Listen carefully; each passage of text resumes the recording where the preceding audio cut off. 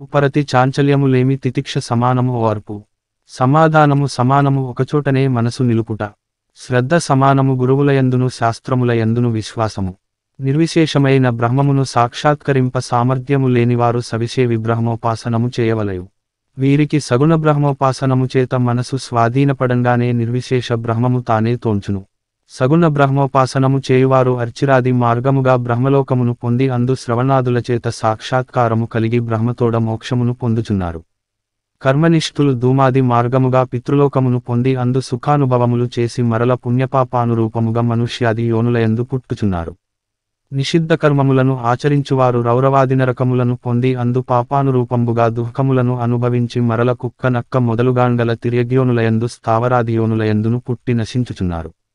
నిర్గుణ బ్రహ్మోపాసనము చేయువారు ప్రారబ్ధ కర్మములను మాత్రము అనుభవించి కడమ పుణ్యకర్మములను మిత్రులయందును పాపకర్మములను శత్రువులందును విడిచి కైవల్యమును పొంది నిరతిశయానందమును అనుభవించుచున్నారు.